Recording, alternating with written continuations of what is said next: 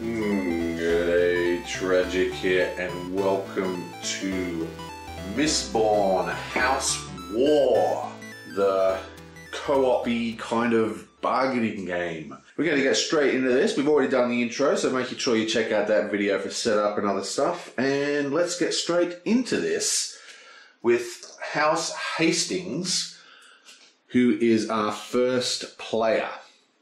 Now, the way this game works is there's a number of things. They're written on the back of the card, which is kind of annoying because you need to see the front all the time. So I'm just going to use one of the other cards.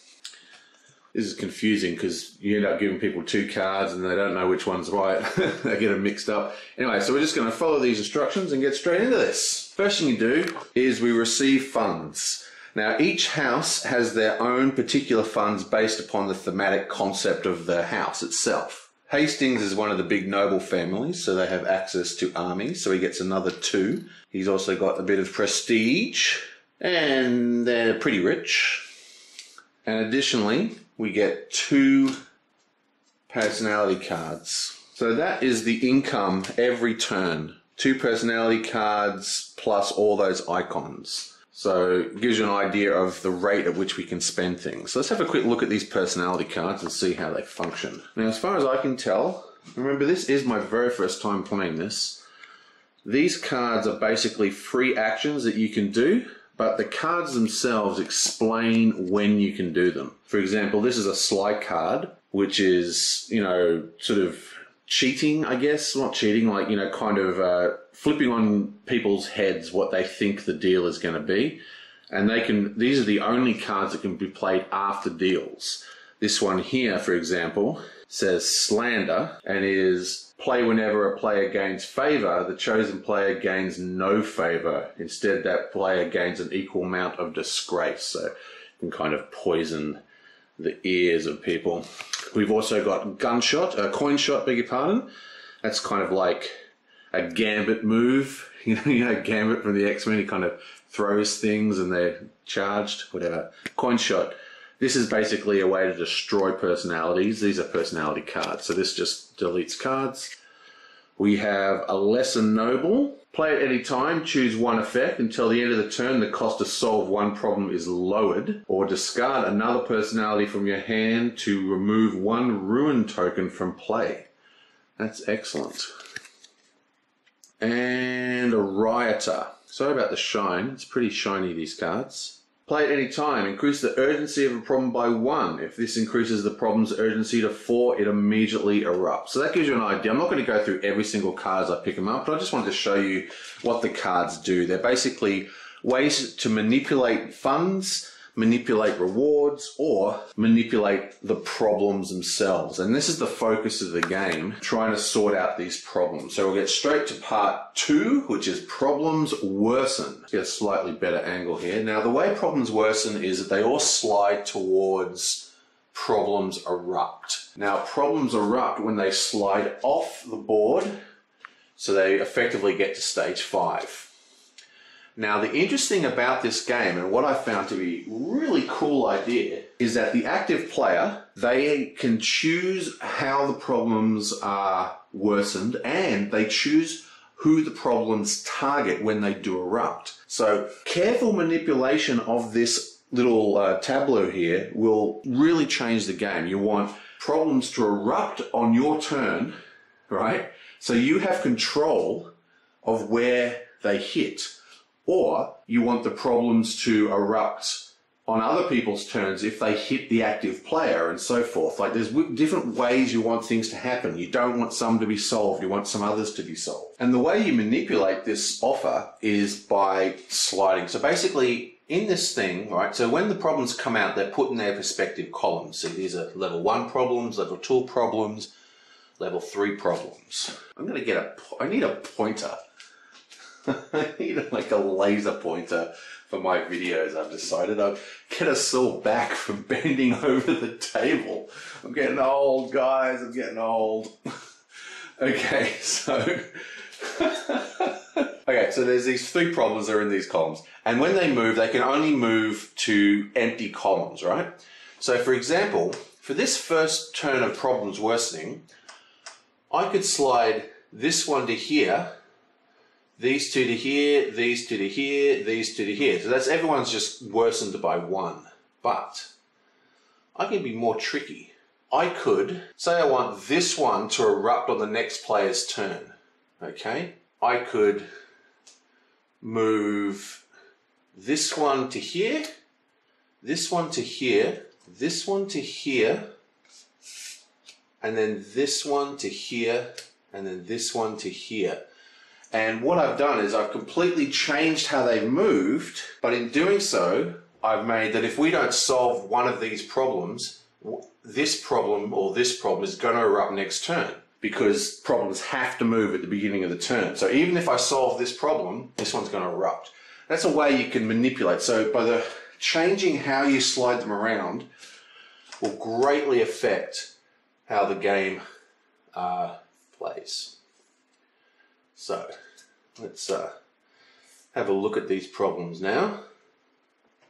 Okay, so most of these starting problems are pretty similar. There's a couple of nasty ones. They all add unrest if they go off, which hits everybody. So there's no advantage, but there's a couple which do have advantage. This one that has the rebel attribute doesn't actually get solved. Every time it erupts, it gets placed back into the level 1 area, and the text says, ruin 1 resource. Now that's a choice from the active player, and ruin means that you physically take a ruination token and cover up a target resource of your choice on the other players, and then they no longer receive that during their income phase. So everybody wants that one to go off during their turn, because it's a very, very powerful card. It greatly affects people, and because this is a negotiation game, everything's up for negotiation. You can ask for bribes. You can say, look, I'm going to ruin you, or maybe I won't, if you give me some coins.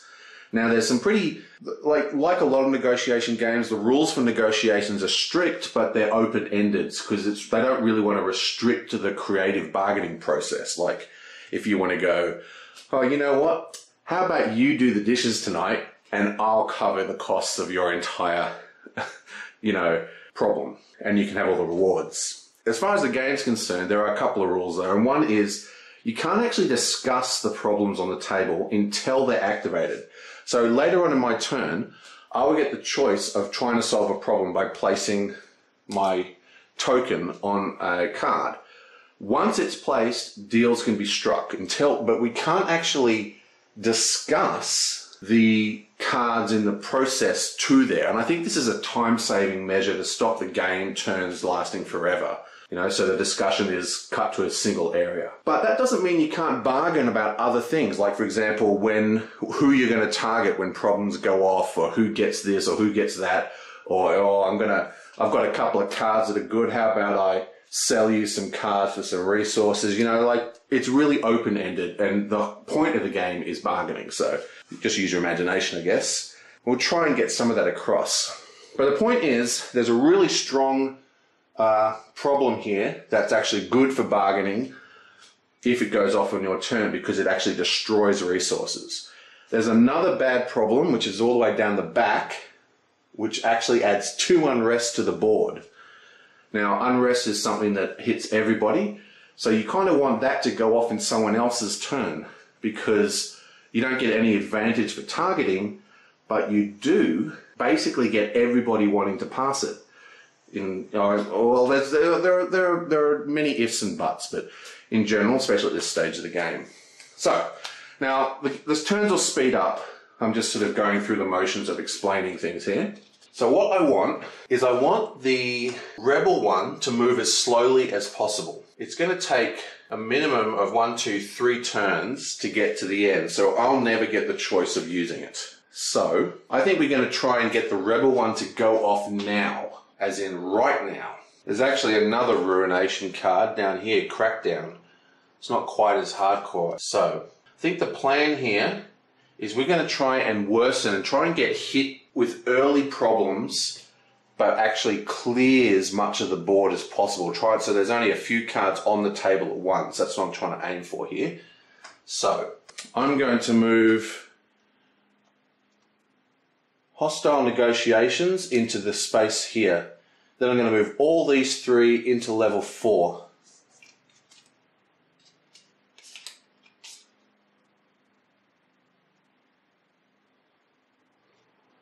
And then finally, the last card moves, and it is Ham, and it goes straight, and there's nothing in that column. Boom, problems erupt.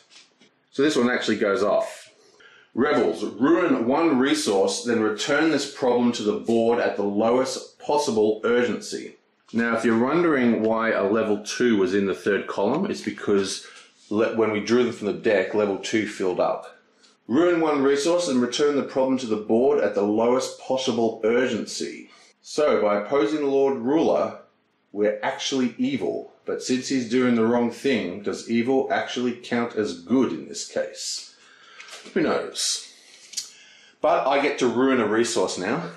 And I've got tons of resources, so I'm going to say, look, Eric, you've only got 2 resources a turn, but you get 3 cards a turn. How about you give me a card and I won't ruin you? So he has a look through his cards. And Eric goes, look, I'm not going to take it. I don't want any of your guff. I'm not going to pay you a thing. You can't bribe me. House Hastings like, well, I'm not bluffing, dude. So I'm going to hit you and I'm going to ruin your shield. Which, because there's only one other shield on the table, that's going to make House Hastings' 2 shields more valuable. But, says Eric Eller, I'm going to play this.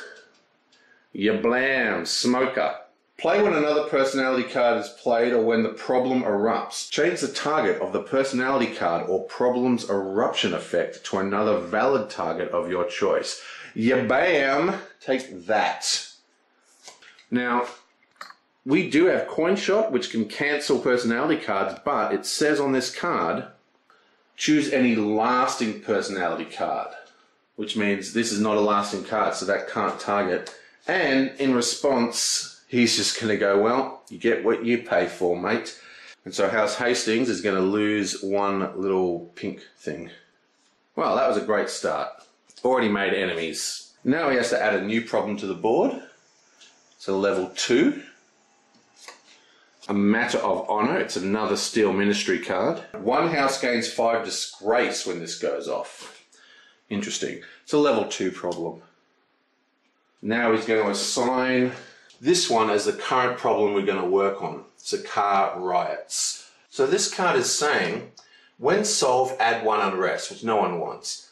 But when it erupts, each house destroys 1 of their 2 resources. You know, I don't think I'm actually going to do that. Because this card here, when it erupts, it adds unrest. When this erupts, it adds unrest. So one of them is going to go off next turn anyway. So even if we solve this card, we're still going to gain an unrest next turn. But if we solve one of these cards, we'll save ourselves an unrest. And the resources destroyed by this card is as if we've paid for this card, which is probably cheaper than paying all those resources. So we're just going to let that one go off. Instead, I'm going to do Crackdown. Okay, so this one is 7, and the ability says, when solved, ruin any 1 resource. So we're going to get 2 chances to ruin. Now we need 2 food, 2 prestige, and 2 army to do the Crackdown. I guess we need soldiers, and we need to feed them, and we need to have the right to employ the soldiers, I guess. House Hastings can actually pay for this entire thing except for the food. So we're looking for 2 food. Negotiations are open. Now, Elariel and Hort both have food, so they can contribute 1 each or more. So Hastings is going to say, look, I'm inviting House Ariel and House Hort to this deal. You can provide as much as you want. There are 7 VPs up for grabs, plus immunity from having something ruined for anyone who contributes. If you don't contribute, the unrest goes up, which is detrimental to all players. Now there's 6 icons needed, and it's 7 VPs. So I'm going to say, whoever contributes will get 1 VP per resource and immunity from the ruination. and I'll keep the spare VP. Well, Ariel says, look, I'll tell you what, I'll contribute one of these, and I'll contribute one of these. I'll contribute one and one of these. So I'll contribute two. Hort says I'll contribute the other food only. The deal is struck. So that is 1, 2. We also need one more of these. Now remember, this has been ruined, so he's not getting any more of that. So it was very nice of Ariel to cough up one of these things. The deal's still running. Ariel says, look, I'll cough up a second one instead of the army. So in fact, Ariel says, look, for that extra bonus VP, why don't I give you this one instead, since you're going to be short. Hasting agrees. So we're going to return this one and take this one. And we need the final from here. So that is 2 food, 2 prestige, and 2 armor. That has solved this effect. These all go back into the pool. And when solved, ruin any one resource plus 7 VPs. Well, the gloves are off. Hastings is not happy with House Erlica's annoying turn, so it's going to target this guy again. There's nothing you can do about it this time.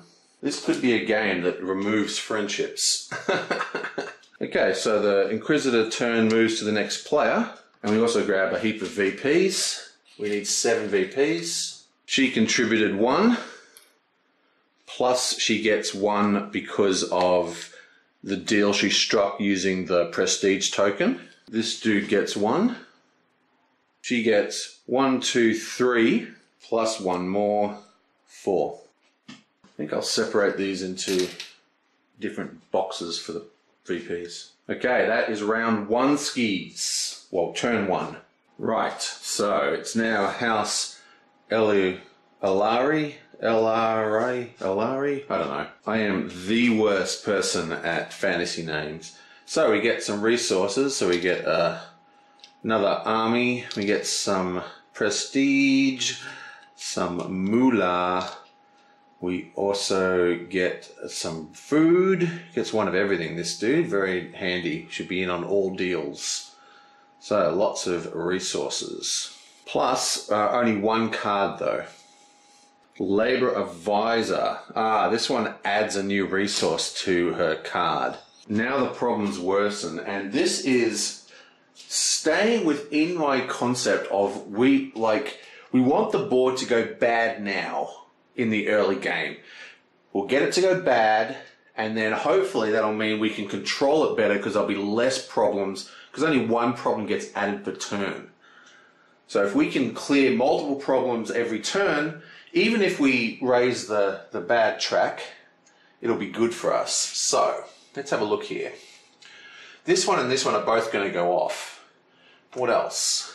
Okay, so we are going to move this problem to here. This problem is going to go off. This problem is going to go off. And this problem is going to go off. This one is going to move here, and this one's going to move here. And we've already cleared, the board now only has 3 problems on it. And let's see what happens. Skaa Riots add 1 unrest. Each house destroys 2 of their resources, and we don't get any unrest. That's that card we chose not to do last time. So everyone loses 2 resources. Add 1 unrest for Exploitation. And Hostile Negotiations, 1 house gains 6 disgrace. Interesting. Okay, so one thing I'm going to do here is I'm going to read all the flavor text because they're pretty flavorful. Hostile Negotiations. The atmosphere was only made more dangerous by polite niceties. Underneath that front were plots, assassinations, and perhaps most importantly, Mistborn. The Skaa Riots. Skaa torches light the night, and they dare go out into the mist. They blaspheme in riots, attacking the keeps of the nobility. Oh, the nerve of those slaves, not wanting to be slaves. Exploitation. Oddly, the place closest to the Lord Ruler was also the one with the most corruption, not to mention the most riches.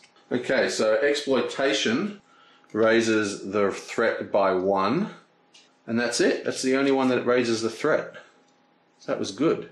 These other ones actually, it's when they're solved that they raise the threat. Hostile negotiations give one house 6 disgrace. I don't know why, but I hate this guy. Look at his terribly toffee-looking body.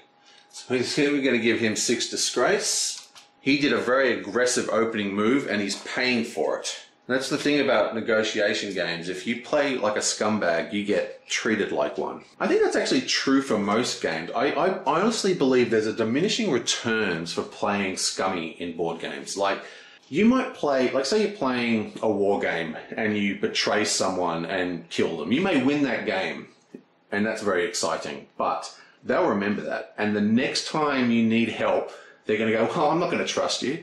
So it's like the more you betray people and the more scummy you play in board games, the less you can gain from it. And it actually ends up hurting you after a while. So it's like a diminishing returns. Okay, now we have the Skaa Riots. Each house destroys 2 of their resources. So this hits everyone, and everyone makes their own decisions. She's just going to take 1 of each. She's going to take a gold and one of the workers. He has to get rid of both of his. She has a mass of stuff, so she's going to get rid of 2 money.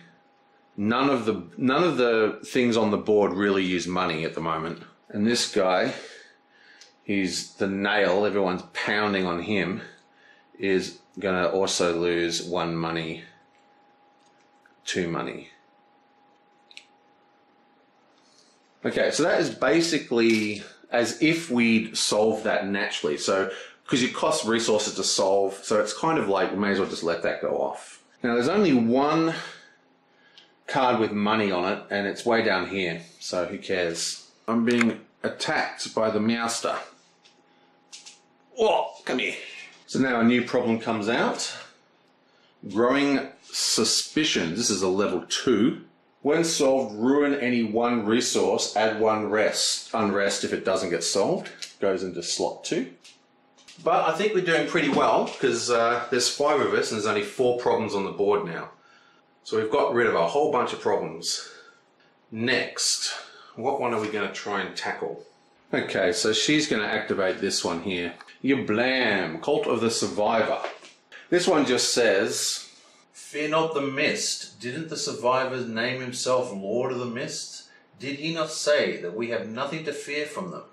Indeed, they will protect us, give us safety, give us power even. And if this erupts, 2 unrest is added, which is quite a lot.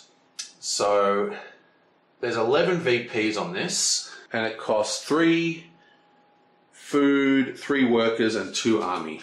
Now this guy's already got 6 disfavor, so he's got a mean of 2 points basically, -2. So he could be going to be a ruler of the ruined kingdom, which is what happens when the revolution happens, when you get to 8 unrest.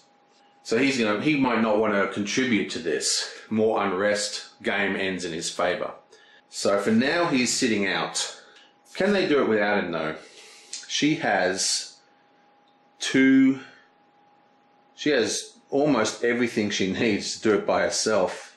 She needs help from this and help from this, and we still need more help. We actually have to get House Hastings approval or we can't do this, because you can spend any 2 tokens as a single token. So we can spend these 2 tokens, right? And that is 1 token of any sort. But they have to be from the same house. You can't combine tokens. So to clear this, she would need to spend all her stuff, and he would need to spend 2. Wow, that is a lot. I think what she's also going to do actually is she's going to play out this card face up, Labor Advisor. Place face up on your turn, stays in plane, gain 1 Skaa. While remaining in play, collect 1 additional Skaa each time you collect your house sheet. So that goes up here.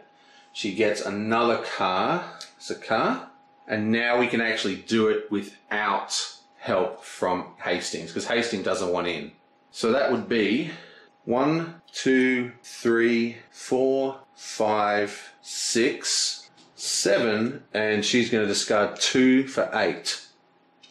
So she's discarding 2 for one of these. And my standard deal is you get whatever you contribute. So there's 11 VPs here. So we had 2 for Beryl, 1 for Hort, and then 1, 2, 3, 4, 5, 6. So that's 6 for House Eracle, 7, and then 8 and 9. There you go. So 9 tokens have been spent on 8 tokens worth. So that's 6, 7, 8, 9, 10. And because she spent the most, she's going to get the lion's share of the tokens. So that is 5, 6, 1, and 2. Now these, I believe, are supposed to be hidden, but I'm going to keep them face up. Okay, so that's solved. Goes to the next player. Okay, so he's not having a good time. He's got 1 resource is ruined, so he gets a single token, but he does get 3 cards representing his superior allomantic skill. Okay, interesting.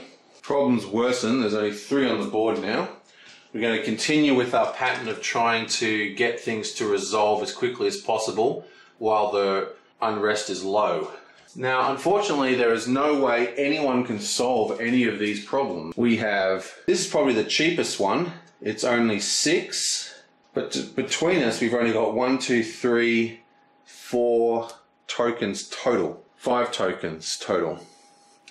So we can't even cheat this one. Anyway, a new problem has to be added to the board. Ministry infighting. When solved, add 1 unrest. Eruption, 1 house gains 5 favour. The Inquisitors have been waiting for 2 centuries, carefully politicking, subtly encouraging corruption and dissension among the regular obligators. And finally, it has worked. Okay, that's a level 2 problem. Seems 2 is a common level. So this is only 5 VPs, but it gains lots of favour. Now on his turn, he's going to play some cards. He's going to play Financial Advisor, which is basically the same card that we just played, except this time for money. So he gains a money. He basically can't solve a problem, so instead he's just going to pass the turn straight away, and that allows him to take another personality card, and he gets a resource, and he's going to choose Atrium, which is this special resource here. This is a resource that can only be acquired through the pass action, and it's a wild card resource. And that'd be his turn. Okay, problems worsen. Okay, so we're gonna make this one go off, and these both move up, and this one moves up. Okay, this one goes off. A matter of honor, the Steel Ministry. 1 house gains 5 disgrace. Noblemen have a tradition. When 2 men have a dispute, they settle it with a duel. Defeat my champion, and you are free to leave. And if he defeats me, then you're all dead. Okay, my cat's being a bit annoying. Come here, you big seal-like creature. Come on, Meowface. Oh. Okay, so it's kind of obvious that Hastings is going for a revolution. So Eric Eller wants to repair some of his goodwill from that early amount of fighting each other by sending him another 5 disgrace. That aids his win condition, assuming he's going for that. Pull out yet another one. It's another level 2. This is another Steel Ministry card.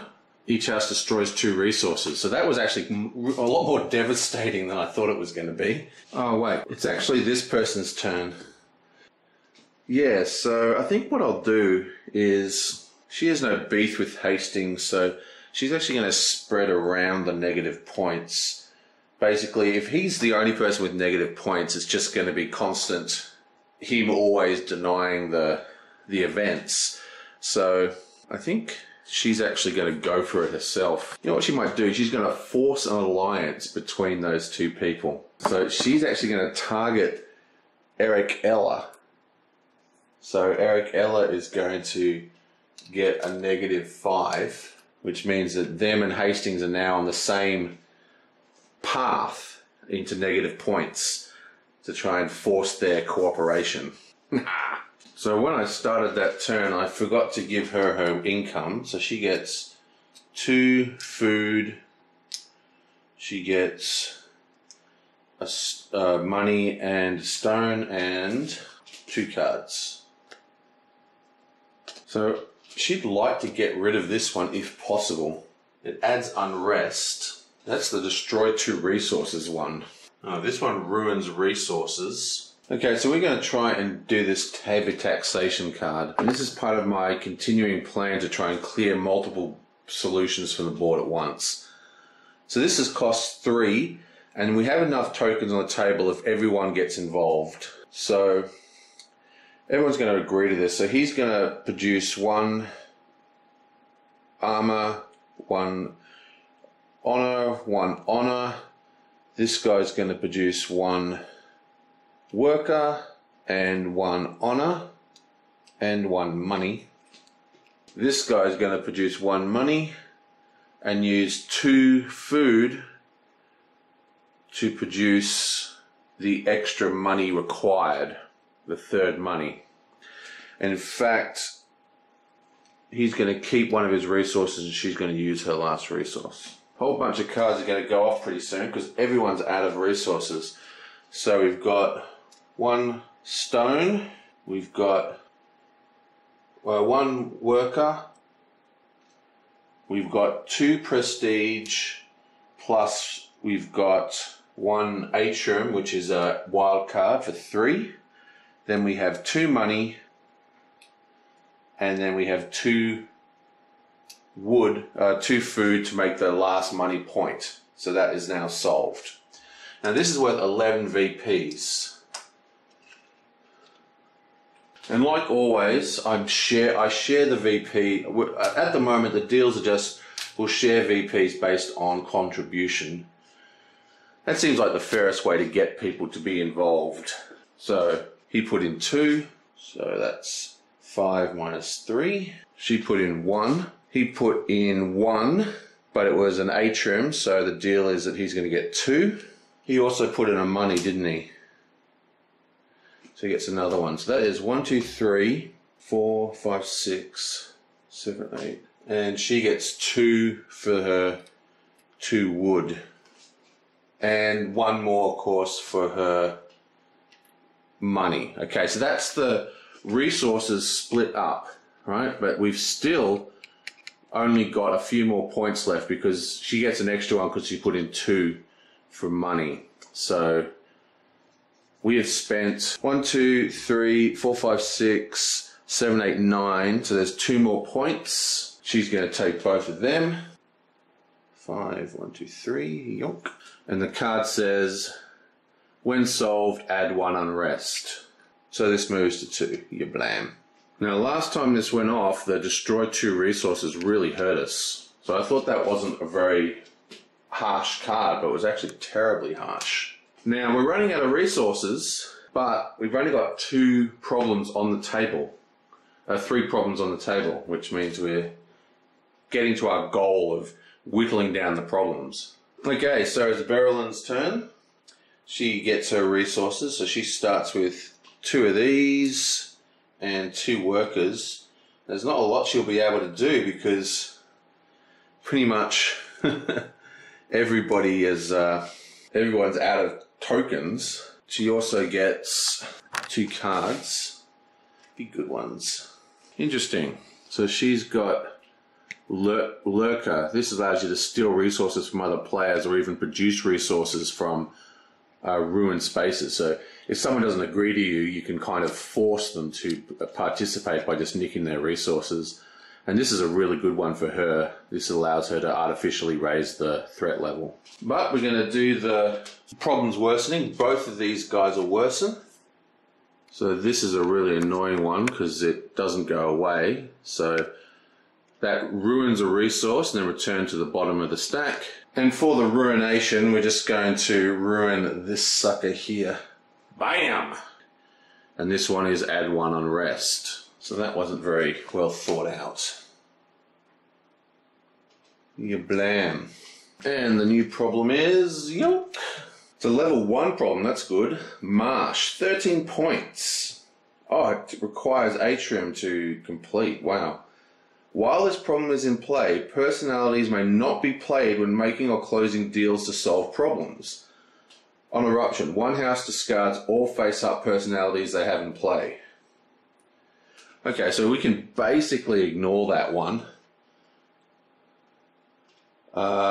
We just can't, so you can't play personalities, that's pretty harsh. Still, it's a problem that we don't have to worry about, because if it goes off, it's not going to really affect our resources. Now, unfortunately, there's no way for us to solve any of these problems. We do not have any of the required resources to do it. So, she's just going to pass, take Elementic Metal, and she also takes 2 more personality cards, which she can't play. Okay, so she has resources at least. Okay, she got some good cards, but she can't use them because that Marsh card came out. Okay, my friends, that is the end of round 1 of Mistborn House War. I hope that gives you a bit of an idea how it's played. I'll probably play maybe 1 more round on the channel, and then depending what people think, I'll either continue or not. Like I said, because this is such a heavy negotiating game, the mechanics of the game don't really do it justice, because it's really about how you interact with the other people at the table.